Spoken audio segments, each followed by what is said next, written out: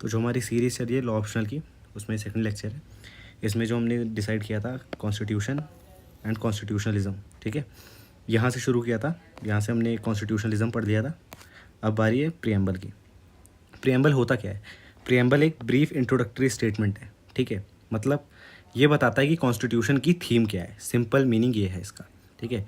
Sets out the theme and principle of constitution, ठीक है, कि जो कॉन्स्टिट्यूशन के अंदर जो भी चीज़ें लिखी हैं उसका थीम क्या है, उसका प्रिंसिपल क्या है।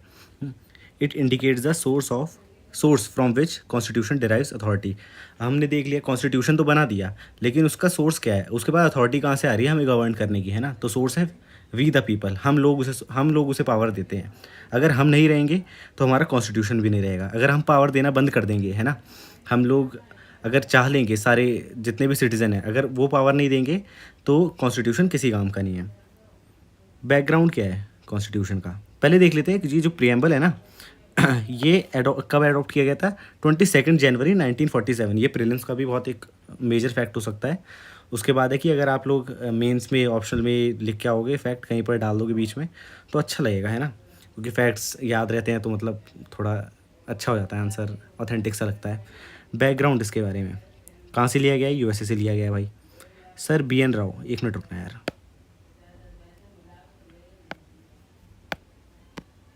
ठीक है, sir BN Rao wrote original preamble and afterwards proposed it in constituent assembly. Sir BN Rao ने ओरिजिनल प्रियम्बल लिखा था, उसके बाद कॉन्स्टिट्यूएंट असेंबली में ये लिखा, मतलब हमने प्रपोज किया था इन्होंने। 1946 में ऑब्जेक्टिव रिजोल्यूशंस आए थे, ठीक है। किसने, कौन लाया था इन्हें, जल्दी जल्दी बताओ? जवाहरलाल नेहरू, ठीक है। प्रीलिम्स में ये भी एक मेजर फैक्ट है। ऑब्जेक्टिव रिजोल्यूशन कौन लाया था? जवाहरलाल नेहरू। कब लाए थे? 1946 में। ये जो प्रियम्बल है ये एक मॉडिफाइड वर्जन है, ठीक है, किसका? ऑब्जेक्टिव रिजोल्यूशन का। अब पूछेगा प्रियम्बल का ओरिजिन क्या है? ओरिजिन ये है। बैकग्राउंड क्या है? ये है। यूएसए ओरिजिन नहीं है, ओरिजिन क्या है हमारा? Objective resolution. सिग्निफिकेंस क्या है? अब क्वेश्चन आ जाएगा, मैं क्वेश्चन दिखाऊंगा आपको, मतलब कि मेंस में ऑप्शनल में, मतलब लॉ के ऑप्शनल में कैसे आ रखे हैं क्वेश्चन। तो ये है कि प्रियम्बल का सिग्निफिकेंस क्या है। सबसे पहले क्या दर्शाता है? Philosophy of the constitution. It incorporates all belief and aspiration for which the country struggle through out the British regime. ये हमें बताता है कि जितने भी एस्पिरेशन थी, जो जो लोग उस समय चाहते थे कि हमारा भारत कैसा हो, वो सारी चीज़ें इसके अंदर एक तरीके से इनकोड कर दी गई हैं, है ना। Let us know about the socio political objective of the constitution. It contains grand and noble vision of constituent assembly and also it assist judiciary in deciding cases. अब ऐसा नहीं है कि आप प्रियम्बल को लेकर चले जाओगे, ये मतलब कि जस्टिसेबल नहीं है बेसिकली ये, है ना, कि जाकर कोर्ट में कहोगे कि ये जो प्रियम्बल में लिखी चीज़ें हैं ये तो मेरे को मिल नहीं रही है ना। लेकिन जुडिशरी ये कर सकती है, इसे यूज़ कर सकती है केस डिसाइड करने में। स्कोप क्या है प्रियम्बल का? स्कोप ये है कि it sets out aim and aspiration of the people of India, जो हम पहले देख चुके हैं। Clarifies who made the constitution. Scope अगर पूछ ले मतलब क्वेश्चन में, तो ये लिख कर आना है। What is the source etcetera, ये सारी चीज़ें बताता है। नेचर ऑफ द पॉलिटी बताता है। Goal and objective of India बताता है। और सबसे बड़ी चीज़ क्या चीज़ बताता है? Key to open mind of the makers. ये सारी चीज़ें बताता है। फिर क्या ये कॉन्स्टिट्यूशन का पार्ट है? और इसका इवोल्यूशन देखते हैं कैसे कैसे हुआ। सिंपल 3 चीज़ में है इसका आंसर। सबसे पहला केस हुआ था बेरूबारी यूनियन केस। इसमें कह दिया था सुप्रीम कोर्ट में पार्ट नहीं है। ये जो केस है ना, ये प्रेसिडेंशियल रेफरेंस का अंडर आर्टिकल 143(1) जाकर एक बार पढ़ लेना, ठीक है। यहाँ पर लिखूंगा नहीं, एक बार रीड आउट करोगे तो तुम्हें सारी चीज़ें समझ आ जाएगी। फिर दूसरा केस आया केशवानंद भारती केस। उसमें जुडिशरी ने जो पहली बात बोली थी कि नहीं है पार्ट, यहाँ पर कह दिया हाँ ये पार्ट है। कौन पार्ट है? प्रियम्बल। किसका पार्ट है? कॉन्स्टिट्यूशन का। फिर अभी लेटेस्ट केस आया, 2011 में आया था शायद, ये LIC of India case. LIC of India case, इसमें कह दिया इंटीग्रल पार्ट है। कौन? प्रियम्बल। अब प्रियम्बल का इफेक्ट क्या है? ये एक तो नॉन जस्टिसेबल है, ठीक है। दूसरी चीज़, neither source of power to legislature nor a prohibition upon powers of legislature. अब आते हैं प्रियम्बल को एक बार देख लेते हैं, इसके अंदर है क्या क्या। इसमें लिखा है we the people of India having solemnly resolve to constitute India into a sovereign democratic republic and to secure all its citizen. क्या सिक्योर करता है हमें? जस्टिस, सोशल, इकोनॉमिक और पॉलिटिकल। इनके अलावा नहीं करता। Social, economic and political. Liberty, कैसी लिबर्टी है हमारे पास? थॉट, एक्सप्रेशन, बिलीफ, फेथ और worship. equality of status, opportunity, and to promote among them all fraternity, assuring the dignity of the individual and the unity of nation. In our Constituent Assembly, this 26th day of November 1949, कब adopt किया हमने constitution को? ये वाले दिन, hereby adopt, enact and give to our self this constitution. अब मेरे को आप लोग देख कर बताना कि 26 जनवरी हम क्यों मनाते हैं, है ना, और उस दिन कॉन्स्टिट्यूशन का कितना पार्ट, मतलब हम क्यों मनाते हैं बेसिकली, और 26 नवंबर को क्या होता है, ठीक है। अब इसके अंदर कुछ कीवर्ड्स दे रखे हैं जो कि हमने देखा। वो कीवर्ड्स क्या है? Sovereign, socialist, secular, democratic, republic, justice, कौन कौन सी? Social, economic and political, liberty, equality, फिर से मतलब 2 बार लिख दिया इक्वालिटी गलती से, फिर है फ्रेटर्निटी।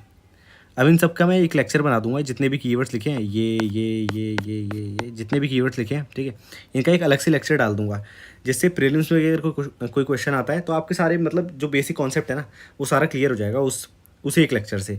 मतलब जितने भी कीवर्ड्स हो सकते हैं, ऑटोक्रेटिक, मतलब जैसे ऐसे जितने भी ओलिगार्की, मतलब ये सारे जो कीवर्ड्स हैं ना वो सारी चीज़ें डाल दूंगा। फिर है can preamble be amended under article 368। अब 368 भी एक बार जाकर पढ़ लेना। किससे? बेयर एक्ट से पढ़ना।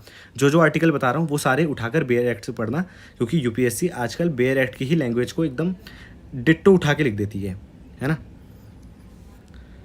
अभी हमने देखा ऊपर एक बार अमेंड हो चुका है, पता नहीं देखा नहीं देखा, अब देखता हूँ, देखो आगे।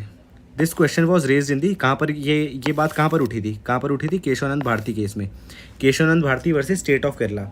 इसमें क्या कहा था सुप्रीम कोर्ट ने? Yes it is part and can be amended, लेकिन जो बेसिक एलिमेंट है ना वो रिमूव नहीं होने चाहिए इसके। अब कल को ये सरकार ये नहीं कर सकती कि डेमोक्रेसी हटा दे यहाँ से, है ना, ये जो डेमोक्रेटिक लिखा है ना यही हटा दे, या फिर सोवरन हटा दे, रिपब्लिक हटा दे, इसमें जस्टिस, लिबर्टी, ऐसी कुछ चीज़ें जो बेसिक स्ट्रक्चर को हार्म नहीं कर सकती। बेसिकली बात ये है, ठीक है। एक बार अमेंड हो चुका है, कब हुआ था भाई? 42nd constitution amendment act 1976। उसमें कौन कौन से वर्ड ऐड किए गए थे ये याद होने चाहिए, रटे होने चाहिए, डायरेक्ट पूछ देता है। Socialist, secular, integrity, word added, ठीक है। उसने मतलब प्रीलिम्स में ऐसा क्वेश्चन आ चुका है एक बारी। फिर है सेक्युलरिज्म। आओ, सेक्युलरिज्म का मतलब क्या है? अब कुछ लोगों को पता होगा, कुछ लोगों को नहीं पता होगा। ये the belief that religion should not influence और be involve in the organisation of society, education, government etcetera. इसमें क्या है कि जो सेकुलरिज्म का मतलब सिंपल ये है कि जो रिलीजन होता है ना वो स्टेट की जो ऑर्गेनाइजेशन होती है, स्टेट कैसे काम करेगा, इन सब चीज़ों में ना इन्फ्लुएंस नहीं करना चाहिए। ये उसका पार्ट नहीं होना चाहिए कि आप रिलीजन के हिसाब से किसी स्टेट को चला रहे हो, जैसे पाकिस्तान, बेकार स्टेट। फिर है separation of religion from civic affair and the state. फिर बैकग्राउंड आता है इसका। While the concept itself has deep historical roots, the term secularism itself dates to only, ये तो थोड़ा वैसा हो गया है, ये छोड़ दो, अगर लिखना हो तो लिख के आ सकते हो। ओरिजिन भी देख लोगे कहाँ से आया है, separation between church and state. West में जो सारी लड़ाइयाँ चल रही थी, फ्रेंच रिवॉल्यूशन और ये सारी चीज़ें जो हुई है ना, वहाँ से ओरिजिनेट होता है। इंडियन फिलोसफी का सेकुलरिज्म किस पे बेस्ड है? सर्वधर्म संभव, मतलब हम सभी धर्मों को ना इक्वली ट्रीट करते हैं, सभी धर्म हमारे लिए बराबर है ना। What is Indian secularism? First face of secularism is reflected in the preamble of India, also reflected in its fundamental right. कौन से फंडामेंटल राइट? आगे लिखा हुआ है आर्टिकल 25 से 28।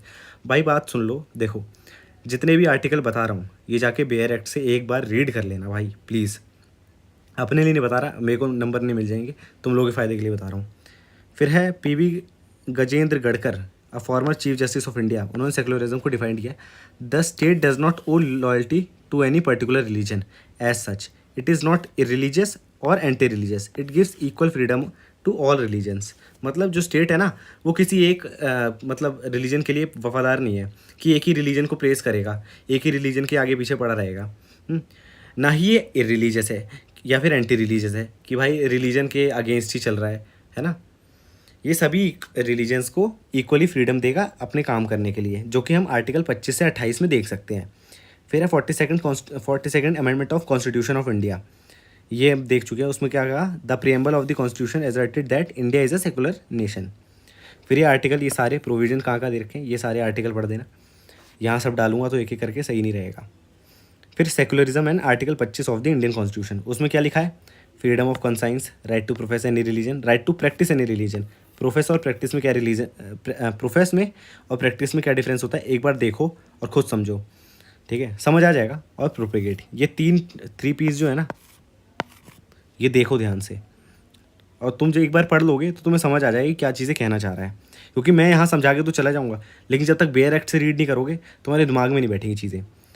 फिर है एक नोट डाल रखा है मैंने, article 25 covers not only religious beliefs doctrine but also religious practices. ये देखने वाली बात है, यहाँ पर ना सिर्फ बिलीफ्स कवर नहीं होते, रिचुअल्स भी कवर होते हैं। Moreover these rights are available to all persons citizen as well as non citizens. अब इसमें कुछ केस लॉज दे रखे हैं, सारे नहीं याद करने, एक ये याद कर लेना, एक ये याद कर लेना, और एक ये वाला याद कर लेना, ठीक है, ये क्योंकि रिसेंट हुआ था ना। फिर है सिग्निफिकेंस, सिग्निफिकेंस में क्या है, क्या प्रमोट करता है ये, religious plurality in India make secularism very important to be present in India, ठीक है, मतलब भारत में अलग अलग रिलीजन्स को, अलग अलग धर्मों को हम अच्छे तरीके से ट्रीट करते हैं, हम ऐसा नहीं करते कि कोई भेदभाव करते हो, ठीक है। असल मायने में देखो जो भी होता हो उसे नहीं देखना, हमें बस इतना देखना है कि थ्योरेटिकल नॉलेज, थ्योरेटिकल बात क्या क्या है, ठीक है, जो थ्योरी में लिखी हुई है, जो कि प्रियम्बल में लिखी हुई है या कॉन्स्टिट्यूशन में लिखी हुई है। It keeps the nation United on non religious fronts like financial development, better education etcetera. और इसमें ना सिग्निफिकेंस में आप ये भी डाल सकते हो, जैसे इलेक्शन कमीशन ऑफ इंडिया का डाल सकते हो कि जब क्या वो इलेक्शन आ रहे होते हैं ना, तो कोई भी रिलीजियस स्पीच देना है ना, रिलीजियस बातों पे लोगों को भड़काना अड़काना, वो भी मना होता है ना। तो क्या दर्शाता है, सेकुलरिज्म है भारत में। It moves the focus of individuals from religion to other important things. अब यहाँ पर कुछ क्वेश्चन देख लेते हैं हम। ये देखो, ये सारे क्वेश्चन ना आपके ये यहीं से सॉल्व हो जाएंगे यहाँ से। Is secularism N essential feature of the constitution, हाँ, और उसके बाद केस लॉज डाल के सारी बातें बता दो अपनी जो भी है। Right a critical note on secularism, भाई तुम इतना सब कुछ दे दिया तुम्हें कंटेंट, वो भी लिख दो। तुम 2011 का क्वेश्चन भी सॉल्व कर लोगे, 2017 का भी कर लोगे, 2021 का भी कर लोगे। फिर ये क्वेश्चन पढ़ो, इसे भी सॉल्व कर दो, आंसर इन सब के लिख लेना, ठीक है। कहाँ से लिखोगे, ये रहा तुम्हें कंटेंट, ये रहा इसके पीछे का थोड़ा सा जो बैकग्राउंड है, यहाँ से देख देख के लिख दो आंसर, तुम्हारा बढ़िया बन गया, है ना। चलो ठीक है, बाय।